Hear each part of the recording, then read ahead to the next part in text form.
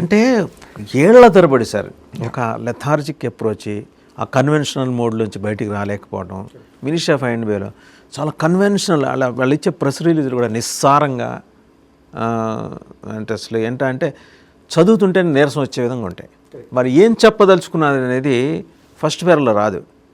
ఒక 10 పేజీలు చదివిన తర్వాత కింద ఎక్కడో ఉంటుంది. క్రిస్ప్గా ఇవ్వటం అనేది ఈ మధ్య అలవాటు చేసుకున్నారు.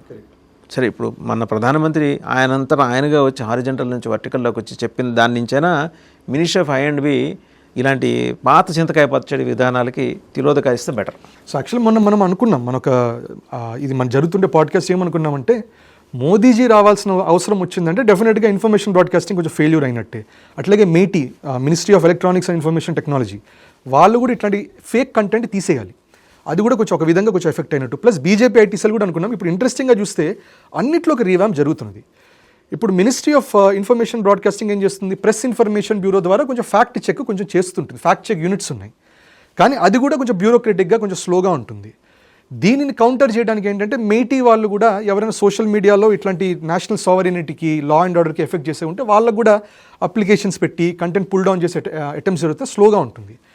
తర్వాత రీసెంట్గా మొదలైంది ఐ థింక్ సహయోగ్ పోర్టల్ అని చెప్పి మినిస్ట్రీ ఆఫ్ హోమ్ అఫేర్స్ వాళ్ళు పెట్టారు.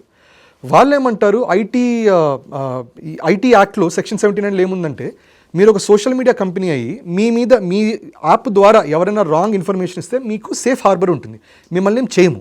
కానీ ఇట్లాంటి రాంగ్ కంటెంట్ ఉంది, డెలీట్ చేయండి అని చెప్పిన తర్వాత కూడా మీరు తీయకపోతే మీ మీద యాక్ట్ చేస్తామనేది ఒకటి ఉంది. సో అందుకని ఈ సహయోగ్ అనే పోర్టల్ ద్వారా ఇప్పుడు డైరెక్ట్గా మీరు చూస్తే CJP ప్రొటెస్ట్ జరుగుతుండగా ఏప్రిల్, మే, జూన్, జూలైలో దాదాపుగా 1,00,000 కంటెంట్ని వాళ్ళు బ్లాక్ చేయించారు. Which means every minute 1 social media content was blocked by ministry of home affairs. Correct, recent April, May, June, జూలైలో. సో దీనికి అఫ్కోర్స్ ప్రెస్ ఫ్రీడమ్ వాళ్ళు అంటారు, చూసా ప్రెస్ ఫ్రీడమ్ లేదు అంటారు, కానీ బట్ వాళ్ళకి ఆ పాయింట్ ఆఫ్ టైంలో రకరకాల ఫేక్ ఇన్ఫర్మేషన్. ఇప్పుడు మీరు నేను చూడకపోవచ్చు, మన ఆల్గారిథంలో మేబీ కొంచెం నేషనలిస్టిక్ కంటెంట్ వస్తుంది, ఇవన్నీ వస్తాయి. కానీ కొంతమంది ఇట్లాంటి కంటెంట్, ఫేక్ న్యూస్ కంటెంట్ చూసే వాళ్ళు ఆల్గారిథమ్స్ ఏం చేస్తే వాళ్ళకి పదే అదే కంటెంట్ చూపిస్తుంది. అందుకని అట్లా per minute 1 video had to be removed, mostly from Instagram. Right, so వాళ్ళు చేస్తున్నారు. సో ఇప్పుడు ఫైనల్గా మీరు చూస్తే, ఇప్పుడు ఇన్ఫాక్ట్ బీజేపీ ఐటీసీలు కూడా అనుకున్నాం, మీరు ఇంట్రెస్టింగ్గా చూడండి, వాళ్ళ ఐటీసీఎల్ ఆయన కూడా తీసేసి ఆయన ఇప్పుడు రీవాంప్ చేస్తున్నారు అది. సో ఎక్కడో ఒక వేకప్ కాల్ వచ్చింది గవర్నమెంట్కి, దట్ మినిస్ట్రీ ఆఫ్ ఇన్ఫర్మేషన్ బ్రాడ్కాస్ట్లో PIB సొంత పార్టీ నుంచే వచ్చింది. కరెక్ట్, బీజేపీ నుంచి వచ్చింది. అండ్ ఇప్పుడు ఫైనల్గా MIB వాళ్ళు ఏం చేస్తారంటే, ప్రతి డిపార్ట్మెంట్కి వెళ్ళి మీ క్విక్ రెస్పాన్స్ టీంలో మీరు పెట్టుకోండి.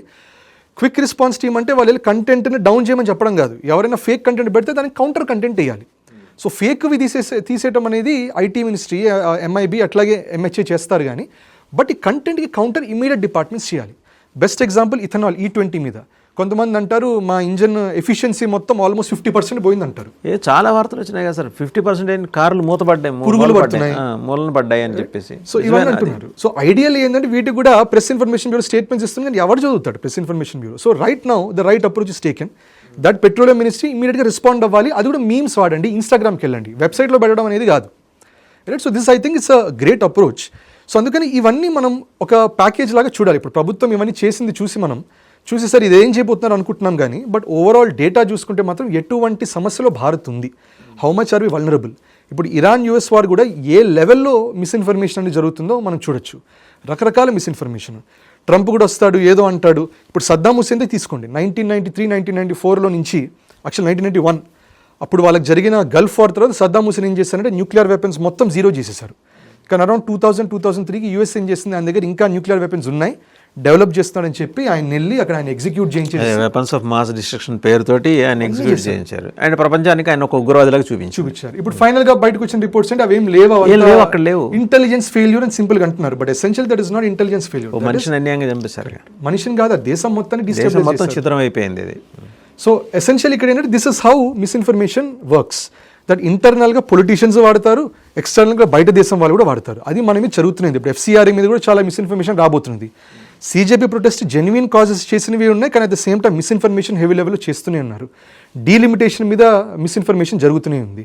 సో వీటన్నిటిని కౌంటర్ చేయడానికి I would say quick response team అనేది QR10 whatever the MIB has recommended, I think it is a great move. దీని ద్వారా చాలా మటుకు చెక్లోకి రావచ్చు ఇప్పుడు.